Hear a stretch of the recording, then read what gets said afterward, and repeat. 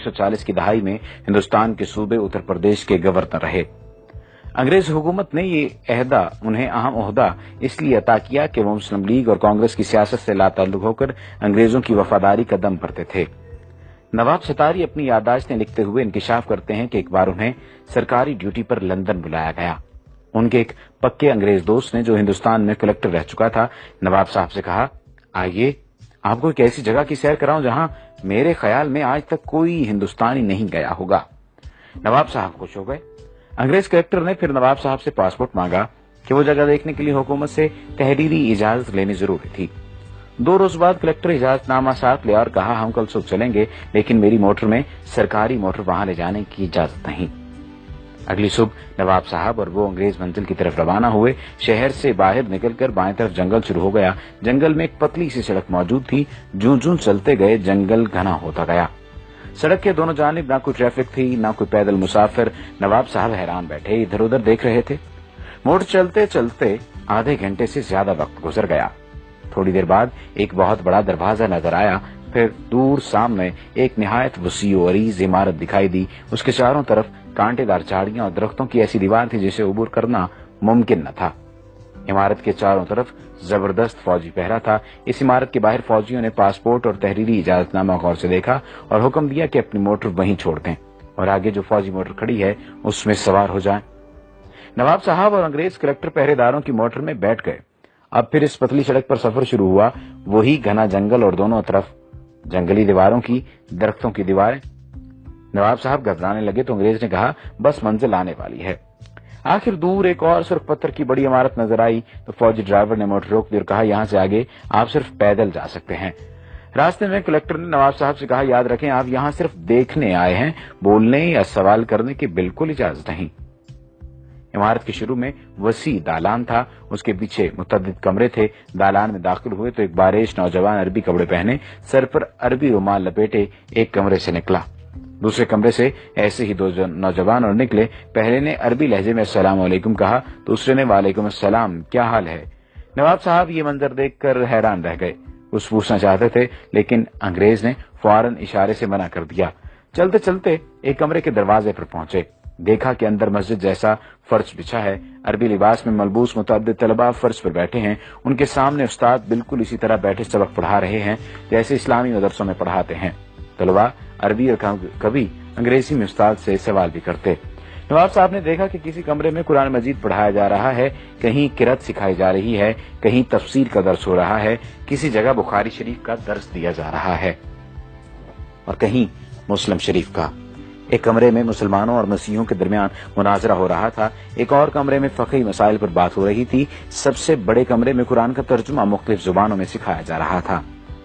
उन्होंने नोट किया कि हर जगह बारीक मसले मसाइल पर जोर है, मसलन गुस्ल का तरीका, वुजू, रोजे, नमाज और सजदे साहब के मसाइल, विरासत और रज़ात के झगड़े, लिबास और दाढ़ी की वज़ाक़ता, गा गा कर आयात पढ़ना, गुस्ल खाने के आदाब, घर से बाहर जाना, लौंडी और गुलामों के मसाइल, हज के मनासिक, बकरा दुम्बा कैसा हो, छुरी कैसी हो, दुम्बा हलाल है या हराम, हज और कज़ा नमाजों की बहस, ईद का दिन कैसे तय किया जाए और हज का कैसे, मेज पर बैठकर खाना, पतलून पहनना जायज है या नाजायज, औरत की पाकी और नापाकी के झगड़े, हुजूर की मेराज रूहानी थी या जिस्मानी, इमाम के पीछे सूरह फातिहा पढ़ी जाए या नहीं, तरावी 8 है या 20, नमाज के दौरान वुजू किया जाए तो आदमी क्या करे, वुजू टूट जाए तो आदमी क्या करे, सूद मुफरद जायज है या नाजायज वगैरह। एक उस्ताद ने सवाल किया, पहले अरबी फिर अंग्रेजी में, नहायत चुस्त उर्दू में। जमात अब ये बताए कि नजर बद, तावीज गंड आसेब का साया बरहक है या नहीं। 35-40 की जमात बैक वक्त बैक आवाज पहले अंग्रेजी में बोली ट्रू ट्रू, फिर अरबी में यही जवाब और फिर उर्दू में। एक तालिब इल्म ने खड़े होकर कहा, अल उस्ताद, नीयत जरूरी है तो मुर्दा लोगों का हज बदल कैसे हो सकता है। यानी अगर हज के लिए नीयत जरूरी है या किसी भी काम के लिए नीयत जरूरी है तो मुर्दा लोगों का हज बदल कैसे हो सकता है। कुरान तो कहता है हर शख्स अपने अमाल का जिम्मेदार है। उस्ताद बोले, कुरान की बात मत करो, रिवायात, विरद और इस्तिखारे में मुसलमानों का ईमान पक्का करो, सितारों, हाथ की लकीरों, मुकद्दर और नसीब में उन्हें उलझाओ। ये सब देखकर वो वापस हुए तो नवाब सतारी ने अंग्रेज कलेक्टर से पूछा, इतने अजीम दीनी मदरसे को आपने क्यों छुपा रखा है। अंग्रेज ने कहा, अरे भाई, इन सब में कोई मुसलमान नहीं, ये सब ईसाई हैं, تعلیم مکمل ہونے پر انہیں مسلمان ملکوں خصوصاً مشرق وسطی، ترکی، ایران اور ہندوستان بھیج دیا جاتا ہے۔ وہاں پہنچ کر یہ کسی بڑی مسجد میں نماز پڑھتے ہیں، پھر نمازیوں سے کہتے ہیں کہ وہ یورپی مسلمان ہیں۔ انہوں نے مصر کی جامع الازہر میں تعلیم پائی ہے اور مکمل عالم ہیں۔ یورپ میں اتنے اسلامی ادارے موجود نہیں کہ وہ تعلیم دے سکیں۔ وہ سر دست تنخواہ نہیں چاہتے، صرف کھانا، سر چھپانے کی جگہ درکار ہے۔ پھر وہ مؤذن پیش امام بچوں کے لیے قرآن پڑھانے کے طور پر اپنی خدمات پیش کرتے ہیں۔ تعلیمی ادارہ ہو تو اس میں استاد مقرر ہو جاتے ہیں، جمعہ کے خطبے تک دیتے ہیں۔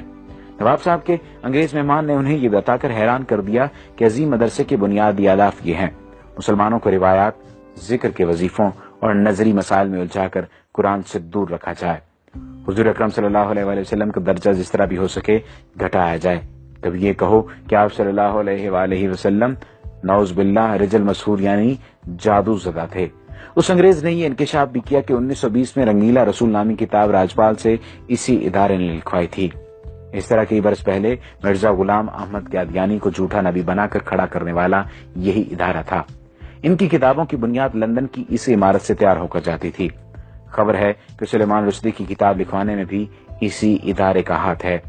خدایا ایسا نہ ہو کہ مغرب رہن میں ہی ہمارا میرا سماج رکھ لے۔ ہے فتنہ پرور نظام عالم تو اپنے مسلم کی لاج رکھ لے۔ اب جنگل کی حویلی کے ایک مکین سے ملاقات کیجیے۔ یہ واقعہ میرے دوست حسین امیر فرحات کے ساتھ کویت میں پیش آیا۔ واقعہ انہی کی زبانی سنیے۔ یہ 1979 کا واقعہ ہے۔ ان دنوں میں کویت کی کمپنی میں مندوب تعلقات عامہ یعنی افسر تعلقات عامہ موجود تھا، یعنی پبلک ریلیشن آفیسر۔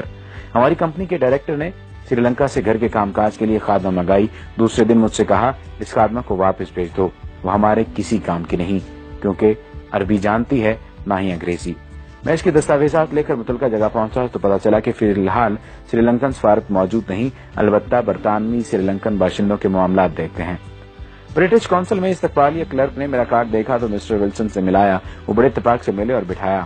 جب اس نے اندازہ لگایا کہ میں بھارتی یا پاکستانی ہوں تو اردو میں کہا میں کیا خدمت کر سکتا ہوں۔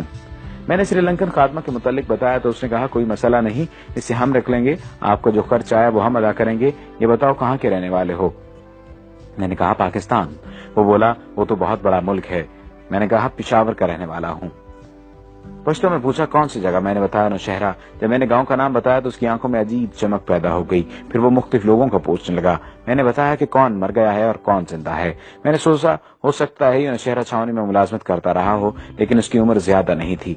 اس نے کہا کچھ اور کہانی سنائی، پھر اس نے کافی منگائی، پھر انٹرکام پر کلرک سے کہا کہ اس کے پاس کسی کو مت بھیجنا۔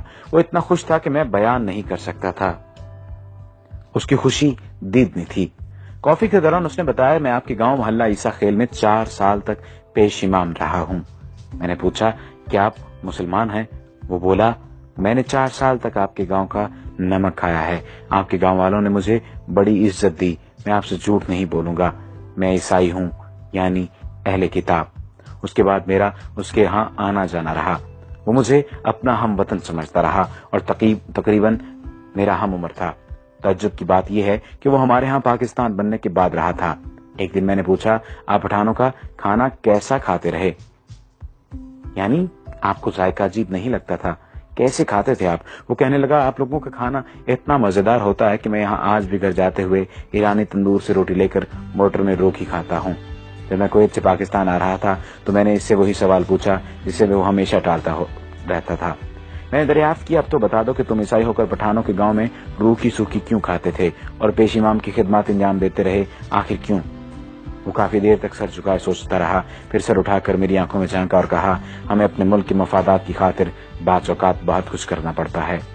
ہمارے ہاں لندن کے مضافات میں ایک مرکز ہے جہاں شکل و شبہات دے کر انگریزوں کو بیرونی مذاہب اور زبانوں کی تعلیم دی جاتی ہے۔ وہاں سے فارغ التحصیل ہو کر پھر ہمیں مختلف علاقوں میں بھیجا جاتا ہے۔ گاؤں آ کر میں نے محلہ عیسیٰ خیل کے بزرگوں کو یہ واقعہ سنایا تو ایک بوڑھے طالب علم نے کہا مجھے شک پڑا تھا مگر سب کہہ رہے تھے کہ یہ چترالی ہے۔ وہاں اکثر چترالی مولوی پیش امام ہیں، وہ بھی گورے ہیں بالکل انگریزوں کی طرح۔ پھر طالب علم نے کہا چلو بھائی اب 4 سال کی نمازیں لوٹائیں جو ہم نے انگریز کے پیچھے پڑھی، کھانا خراب ہو اس کا۔ جب میں نے جنگل کی حویلی کے متعلق پڑھا تو مجھے یقین ہو گیا کہ مسٹر بیلن ضرور جنگل کی حویلی کا پروردہ تھا۔ یہ مضمون 90 کی دہائی میں اردو ڈائجسٹ میں شائع ہوا تھا۔ یہود و ہنود کی سازشیں بدستور جاری ہیں۔ یہ مضمون اس نیت سے ضروری ترمیم اور اضافے کے ساتھ دوبارہ بھی شائع کیا گیا تاکہ سادہ لوگ مسلمان باخبر رہیں کہ دشمن انہیں کمزور کرنے کے لیے